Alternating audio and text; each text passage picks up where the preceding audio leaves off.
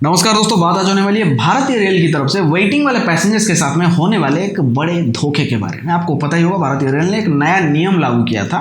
नियम पुराना है पर इस पर सख्ती बरतना 1 महीने पहले शुरू किया गया था कि वेटिंग वाले पैसेंजर्स किसी भी तरह का वेटिंग क्यों ना हो, ऑनलाइन वेटिंग ऑटोमेटिक कैंसिल हो जाता है, काउंटर का भी वेटिंग होने पर उसको लेकर कोई यात्री यात्रा नहीं कर पाएगा। यात्रा करने के लिए कम से कम RAC या कंफर्म टिकट की जरूरी है, वरना यात्री यात्रा नहीं कर पाएगा। और अगर कोई जबरदस्ती यात्रा करता है तो उसे जुर्माना लिया जाएगा और अगले स्टेशन पर उतार भी दिया जाएगा। और साथ ही जो जनरल टिकट लेकर मतलब काउंटर से स्लीपर कोच में चढ़ जाते थे, उनको भी गाड़ियों में चढ़ने की इजाज़त नहीं थी। जुर्माना लिया जाएगा, गाड़ी से उतार दिया जाएगा अगले स्टेशन पर। तो ऐसे में बहुत सारे लोगों ने इस नियम को जाना समझा। तो कुछ समझदार लोगों का क्या करना है कि अगर उनका टिकट फाइनल चार्ट बनने तक अगर कंफर्म नहीं होता है तो वो उस टिकट को कैंसिल करते हैं। कोई फ्लाइट से जा रहा है, कोई बस से जा रहा है, कोई किसी तरीके से जा रहा है, मतलब अपना नुकसान कर रहे हैं।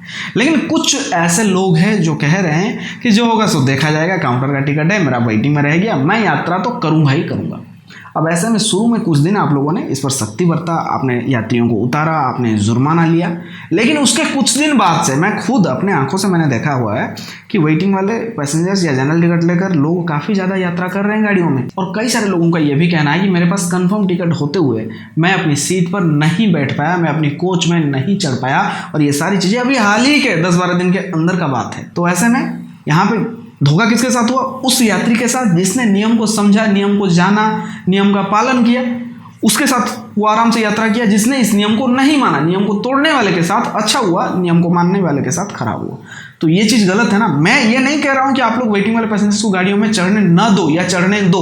मैं ये कह रहा हूँ कि आप लोग जो बोलते हो वो करते क्यों नहीं हो। अगर किसी नियम को लागू किया जा रहा है तो उसका पालन क्यों नहीं हो रहा है? पालन हो भी रहा है तो सिर्फ 4 दिन 6 दिन के लिए ही क्यों हो रहा है? आप सही चीज़ें क्यों लोगों को नहीं बता रहे हो? ट्रांसपेरेंसी क्यों नहीं रख रहे हो?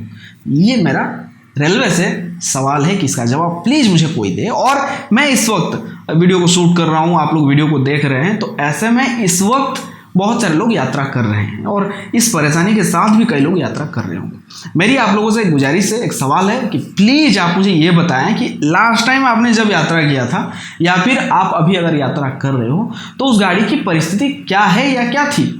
मतलब वेटिंग वाले पैसेंजर्स क्या उसमें अनवांटेड जो पैसेंजर्स है वो यात्रा कर रहे हैं? कंफर्म टिकट लेकर यात्रा करने वाले यात्रियों को परेशानी का सामना करना पड़ रहा है या नहीं?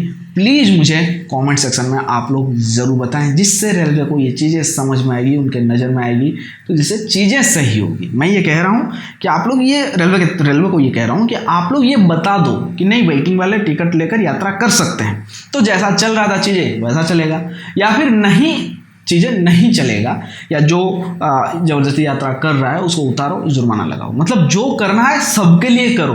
आप एक नियम लागू कर दे रहे हो, नियम को पालन करने वाला यहाँ पे बेवकूफ़ बन रहा है और जो नियम को तोड़ रहा है वो आराम से यात्रा कर रहा है। तो ये चीज़ गलत है। इस बारे में क्या आप लोगों का राय है प्लीज़ ज़रूर बताना। आज के लिए सिर्फ इतना ही। वीडियो अच्छा लगा वीडियो को लाइक शेयर और चैनल को सब्सक्राइब करना ना भूलें। फिलहाल दीजिए मुझे इजाज़त, फिर मिलते हैं एक और नई जानकारी के साथ। तब तक के लिए अपना ख्याल रखें। Take care, bye bye.